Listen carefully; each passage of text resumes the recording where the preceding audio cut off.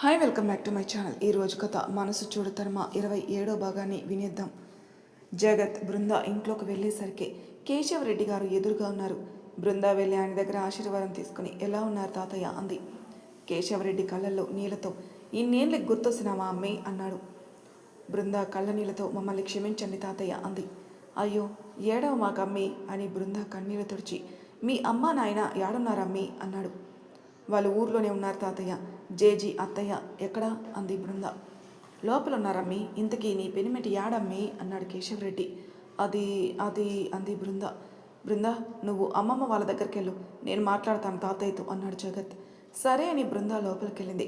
తను వెళ్ళాక కేశవరెడ్డి జగత్ దగ్గరకు వచ్చి నా మనవరాలిని నాకు చూపించినావు, సంతోషం అయ్యా అన్నాడు. అలా అంటారేంటి తాతయ్య, ఇది నా బాధ్యత అన్నాడు జగత్. అమ్మి ఒక్కతే వచ్చినది, అబ్బి ఆడన్నాడు, కోపం పోలేదా మన మీద అబ్బికి అన్నాడు కేశవరెడ్డి. అదేం లేదు తాతయ్య, తనకేదో పని ఉందని రాలేదు, అదయ్యాక వస్తానన్నాడు అన్నాడు జగత్. అట్నే అబ్బి అని ఆయన వెళ్ళిపోయారు. జాగ్రత్త నాన్న, బృందాకి మనం చెప్పింది అబద్ధమని తెలిస్తే ఈసారి మనల్ని ఎవరూ కాపాడలేరు అన్నాడు జితేంద్ర. ఒకవేళ బృందాకి నిజం తెలిసినా తను ఎలా లాక్ చేయాలో నాకు తెలుసులేనన్న. ఇంకా 2 రూట్లు ఉన్నాయి తనని లాక్ చేయడానికి, సో నో ప్రాబ్లం. ఒకవేళ తనకు అన్ని నిజాలు తెలిసి ఆ 2 రూట్లు కూడా మూసుకుపోయినా అప్పటికే జరగాల్సింది జరిగిపోతుంది అన్నాడు జగత్. అది జరిగే వరకు మనం జాగ్రత్తగా ఉండాలన్న. ముందు డివోర్స్ రాగానే వెంటనే మీ పెళ్లి జరిగితే ఇంకా ఆ తర్వాత మనల్ని ఎవరూ ఏమీ చేయలేరు అన్నాడు జితేంద్ర. అంతా నువ్వు అనుకున్నట్టే జరుగుతుంది నాన్న, మన పని మనం చేస్తే మంచిదేమో అన్నాడు జగత్. లేదురా, అప్పుడే వద్దు, డివోర్స్ వచ్చే వరకు ఆగుదాం, నువ్వు తొందరపడకు అని ఆయన వెళ్ళిపోయాడు. జగత్ కూడా అక్కడి నుంచి వెళ్ళిపోయాడు. బృంద ఒక రూమ్లోకి వెళ్ళింది. అక్కడ ఒక ఆమె బెడ్ మీద పడుకొని ఉంటే ఇంకొక ఆమె అక్కడే పక్కనే కూర్చొని ఆమెతో మాట్లాడుతుంది. బెడ్ మీద ఉన్న ఆమె అచ్చం రాజారెడ్డి గారిలాగానే ఉంది. తోడుపుట్టిన వాళ్ళు కదా, పక్కన ఆమె కూడా అలానే ఉంది, కన్నబంధం కదా. వాళ్ళని చూడగానే అర్థమైంది బృందాకి బెడ్ మీద ఉన్న ఆమె వాళ్ళ నానమ్మని, పక్కనే ఉన్న ఆమె తన మేనత్త మీనాక్షి అని. బృంద మెల్లగా వాళ్ళ దగ్గరికి వెళ్ళి అత్త అని పిలవగాని అప్పటిదాకా వాళ్ళ అమ్మతో మాట్లాడుతున్న మీనాక్షి అత్త అన్న పిలుపుతో తలెత్తి బృందాను చూసి కన్నీళ్లతో పైకి లేచి బృందా దగ్గరకు వచ్చి హత్తుకుంది. బృందా కూడా ఆమెని పట్టుకుని ఏడ్చేస్తుంది. కాసేపటికి బృందాను వదిలి తన ఫేస్ చేతుల్లోకి తీసుకుని నుదుటిన ముద్దు పెట్టి బెడ్ వైపే చూపిస్తూ మీ జేజీ అన్నది. అప్పటిదాకా వీళ్ళని కళ్ళనీళ్లతో చూస్తున్న ఆవిడ బృందా చూడగానే చేయి చాపారు దగ్గరికి రమ్మని. బృందా ఆవిడ దగ్గరికి వెళ్ళగానే ఆవిడ కూడా బృందాన్ని పట్టుకుని ఏడ్చారు. మీనాక్షి గారు సంతోషంతో వీళ్ళని చూస్తున్నారు. కొద్దిసేపటికి బృందాన్ని వదిలి నుదుటి మీద ముద్దు పెట్టుకుని అమ్మ నాయన రాలేదా అన్నాడు. వాళ్ళు ఊర్లో ఉన్నారు జేజీ, వచ్చేస్తారు అంది బృంద. నీ పెనిమిటి ఆడమ్మా, నా మనవడు అంది రాగిని. అప్పుడే లోపలికి వస్తున్న కేశవరెడ్డి గారు పని ఉన్నదంటలే అమ్మి, అందుకే రాలేదంట. అమ్మి వచ్చినది కదా, కలవరిస్తువే ఇన్నేళ్ళు, ఇక చూసుకో మనవరాల్ని కంటి నిండా అన్నాడు. ఏందయ్యా, నేను ఒక్కదాన్నే కలరించినట్టు చెప్తుంటివే, నువ్వు కూడా కదయ్యా అంది రాగిని. కేశవరెడ్డి బృంద తల మీద చేయేసి మన బంగారు తల్లి కోసం కలవరించక తప్పలేదమ్మి. బృంద తాతయ్య అంటూ ఆయన్ని హక్ చేసుకోగాని కళ్ళల్లో నీళ్లు తిరిగాయి ఆయనకి. అది చూస్తున్న రాగిని మీనాక్షులు ఆనందంగా ఒకరినొకరు చూసుకుని వాళ్ళ వైపు చూస్తున్నారు. ఇదంతా బయట నుంచి చూస్తున్న జితేంద్ర జగత్తులు ఏంటి నాన్న తాత మారినట్టున్నాడు అన్నాడు జగత్. మనం ఉన్నాం కదా మళ్ళీ మార్చడానికి, మోహన్కి ఫోన్ చేయి అని వాళ్ళిద్దరూ వేరే రూమ్కి వెళ్ళారు. జితేంద్ర ఇటు దేవ్ రూమ్ నుంచి బయటికి రావట్లేదు, తినట్లేదు, అసలు మనిషి ఈ లోకంలో లేడు, అలానే ఉంటే ఏమైపోతాడని మీరా వాళ్ళు బలవంతంగా బయటికి తీసుకొచ్చారు. అప్పుడే ఇంట్లో ఉండి ఉండి బోర్ కొడుతుందని బృందాన్ని బయటికి తీసుకెళ్ళమని జితేంద్ర చెప్పడంతో జగత్ తనని బయటికి తీసుకెళ్లాడు. మూవీకి వెళ్దామని జగత్ బృంద థియేటర్కి వెళ్ళారు. దేవ్ కూడా కొంచెం చేంజ్ ఉంటుందని వాళ్ళు కూడా మూవీకి ఆ థియేటర్కి వెళ్ళారు. టికెట్స్ తీసుకుని లోపలికి వెళ్ళి రాజ్ కుమార్, లల్లి, భార్గవ్, మానస, రాజేష్, మీరా, దేవ్ ఇలా కూర్చున్నారు. బృంద జగత్తులు కూడా టికెట్స్ తీసుకుని లోపలికి వచ్చేసరికి మూవీ అప్పుడే స్టార్ట్ అయింది. వాళ్ళు కూడా వాళ్ళ సీట్స్ చూసుకుని కూర్చున్నారు. బృంద సీట్ దేవ్ పక్కనే వచ్చింది. బృంద వాళ్ళు లోపలికి ఎంటర్ అయినప్పుడే దేవ్కి ఎందుకు అలజడిగా అనిపించి చుట్టూ చూస్తుంటే బృంద జగత్ తను కూర్చున్న వైపు వస్తుండడం కనిపించింది. అన్ని రోజుల తర్వాత బృందాన్ని చూసేసరికి హ్యాపీగా అనిపించి అలానే చూస్తున్నాడు తనని. బృంద కూర్చోగానే పక్కకు చూసేసరికి దేవ్ తననే చూస్తున్నాడు. తనకి దేవుని చూస్తుంటే కళ్ళల్లో నీళ్లు తిరిగాయి. మొహం మొత్తం పీకపోయి కళ్ళు లోపలికి వెళ్ళి ఏడ్చి ఏడ్చి కళ్ళు ఎర్రగా అయిపోయి అంతలా ఉన్నా కూడా బృందాన్ని చూడగానే దేవ్ ఫేస్లో వచ్చిన నవ్వు, కళ్ళల్లో వచ్చిన మెరుపు, తన ఫేస్లో కనిపిస్తున్న హ్యాపీనెస్ చెప్తుంది దేవ్ ప్రాణమే బృంద అని. బృంద, దేవులు అలానే ఒకరి కళ్ళలో ఒకరు చూసుకుంటూ చుట్టూ లోకాన్ని మర్చిపోయారు.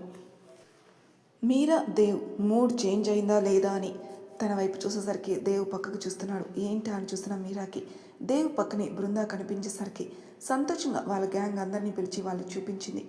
అందరూ బృందాన్ని చూసి హ్యాపీగా ఫీల్ అయ్యారు. దేవ్ ఈ కొంచెం సేపన్నా హ్యాపీగా ఉంటాడని వాళ్ళు కూడా హ్యాపీగా ఫీల్ అయ్యారు. అది హర్రర్ మూవీ కావడంతో బృందాకి మూవీలో దెయ్యం ఎంటర్ కాగానే భయం వేసి పక్కనే ఉన్న దేవ్ చేయి పట్టుకుంది. బృంద అంత దగ్గరగా ఉండడంతో దేవ్కి చాలా హ్యాపీగా అనిపించింది. జగత్ మూవీలో లీనమైపోయి పక్కన ఏం జరుగుతుందో కూడా చూడలేదు. బృంద దేవుని పట్టుకుని మూవీ చూస్తుంది. దేవ్ బృందాన్ని చూస్తున్నాడు. అప్పుడే ఇంటర్వెల్ రావడంతో లైట్స్ ఆన్ అయ్యాయి. బృంద తినడానికి ఏమన్నా తీసుకొని వస్తాను అని మాట్లాడుతూనే పక్కకు చూసేసరికి బృంద దేవుని పట్టుకునుంది. వాళ్ళిద్దరు ఎంత క్లోజ్గా ఉన్నారంటే బృంద దేవు మీదనే కూర్చునుంది. తనని పట్టుకుని దేవ్ బృంద చుట్టూ చేతులేస్తున్నాడు. జగత్ కోపంగా బృంద అని పిలిచేసరికి తన్ని తాను చూసుకుని దేవుకి అంత క్లోజ్గా ఉండడంతో టక్కున లేచి తన సీట్లో కూర్చుంది. బృంద వెళ్దామా, నాకు ఇక్కడ నచ్చలేదు అన్నాడు జగత్. బృంద సరే అని పైకి లేచి మీరా వాళ్ళని ఒకసారి చూసి వెళ్ళింది. బృంద వెళ్ళడంతో అప్పటిదాకా హ్యాపీగా ఉన్న దేవ్ మళ్ళీ డల్ అయిపోయాడు. ఇక మూవీ చూడాలి అనిపించక వెళ్తా అని లేచేసరికి మిగిలిన వాళ్ళు కూడా వస్తామని లేచి బయటకు వచ్చేసారు. ఇటు దేవ్ధన్, భాను ఇద్దరు వాళ్ళ పనిలో పడ్డారు. రిజల్ట్ కోసం చాలా కష్టపడ్డారు కానీ భాను వాళ్ళు కూడా కాలేదది. ఎంత ట్రై చేస్తున్నా ఏదో మిస్ అవ్వడంతో చా అనుకుంటూ తల పట్టుకొని కూర్చున్నారు ఇద్దరు. బావా ఇది మన వల్ల కాదు, ఇంకా మనకున్న ఒకే ఒక్క దారి అదే అంది భాను. నేను అదే అనుకుంటున్నానురా, ఇక ఏదైతే అదైంది, నేనే డైరెక్ట్ అవుతా అన్నాడు దేవ్ధన్. కేర్ఫుల్ బావా, మనకి అదొక్కటే దొరికితే చాలు, ఇక మన పని ఈజీ అయిపోతుంది అంది భాను. హారా నేను ట్రై చేస్తాను అన్నాడు దేవ్ధన్. కానీ బావా మనకి ఎక్కువ టైం లేదు, మ్యాక్సిమం ఇంకో 5 to 6 days లోపే టైం ఉంది. అది దాటితే ఇక ఎవరు ఏమీ చేయలేరు, వాళ్ళని సేవ్ చేయడం ఎవరి వల్ల కాదు అంది భాను. అవునరా, ఈలోగా మనం అనుకున్నది చెయ్యాలి అన్నాడు దేవ్ధన్. మీరా వాళ్ళు నెక్స్ట్ డే మార్నింగ్ లేచి రెడీ అయ్యి ఎలాగైనా దేవుని ఈ రోజు నుంచి డ్యూటీలో జాయిన్ అయ్యేలా చేయాలనుకుని దేవ్ రూమ్ దగ్గరకు వచ్చి డోర్ కొట్టడంతో అటు నుంచి దేవుని డోర్ ఓపెన్ చేశాడు. వెళ్దామా దేవ్? అందరూ ఆశ్చర్యంగా చూస్తున్నారు దేవుని. నీట్గా డ్రెస్ చేసుకుని క్లీన్ షేప్తో టక్ చేసుకుని ఫేస్లో స్మైల్తో చాలా చాలా హ్యాండ్సమ్గా ఉన్నాడు. వాట్ హ్యాపెన్ గాయ్స్ అన్నాడు దేవ్ ఈజ్ ఇట్ యూ అంది మీరా. యా నేనే, ఆ డౌట్ ఎందుకు వచ్చింది నీకు? ఏం లేదులే కానీ పద వెళ్దాం అన్నాడు రాజేష్. హే ముందు బయటికి వెళ్ళాలి, ఈరోజే కదా జడ్జి గారు రమ్మంది అన్నాడు దేవ్. మనం ఏం వెళ్ళట్లేదు అక్కడికి, డివోర్స్ నీకు అవసరం లేదు, సో అక్కడికి వెళ్ళని అవసరం లేదు, ఇలా అన్న డివోర్స్ వాయిదా పడతాయి అంది మీరా. అరే ఏం మాట్లాడుతున్నావు మీరా, అలా ఎలా వెళ్లకుండా ఉంటాం, అక్కడికి వెళ్దామని నేను ఇలా రెడీ అయితే. పదండి వెళ్దాం అన్నాడు దేవ్. అందరూ షాక్గా చూస్తున్నారు దేవుని. మళ్ళీ ఏమైంది మీకు, ఎందుకలా ఉన్నారు అన్నాడు దేవ్. మరి ఎలా ఉండాలి, నువ్వు ఇచ్చే షాకులకి జడ్జి దగ్గరికి వెళ్తే డివోర్స్ కన్ఫర్మ్, మరి ఎలా వెళ్దాం అనుకుంటున్నావు అన్నాడు రాజేష్. రేయ్ నా బంగారాన్ని కళ్ళ నిండా చూసుకునే ఛాన్స్ వచ్చిందిరా, ఎలా వదులుకుంటా, అందుకే వెళ్దామంటున్నా.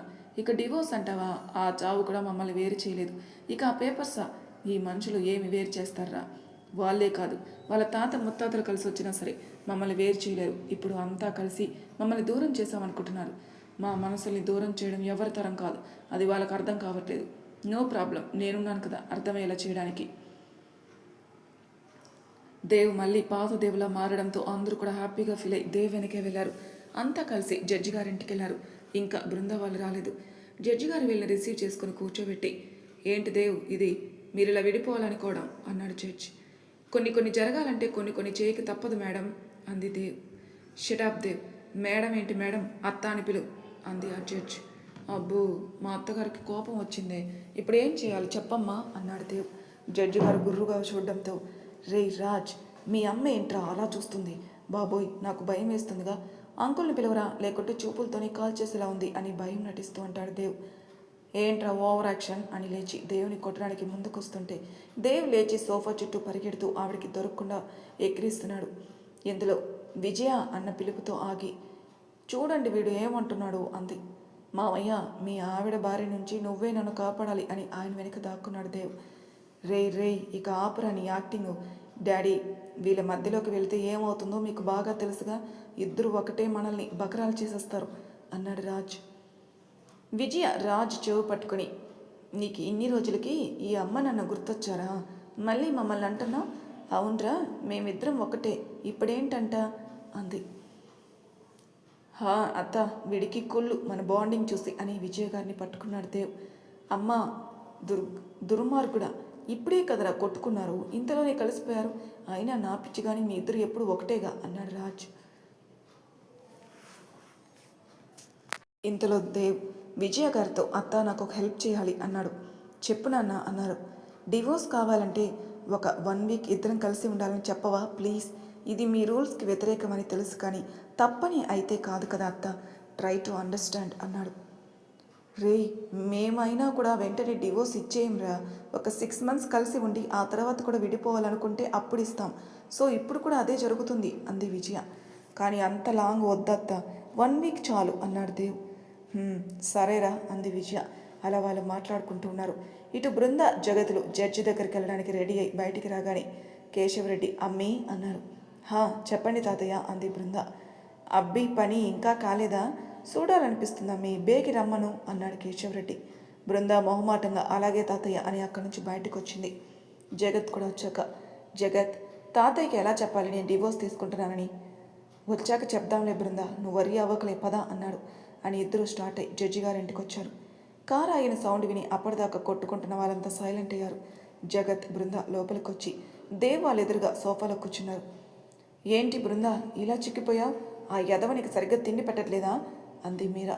జగత్ కోపంగా మీరా మీదకి లేవబోతే బృంద ఆపి, మీరా, తను మనకి బావ, మనకంటే పెద్ద, సో గివ్ రెస్పెక్ట్ అంది.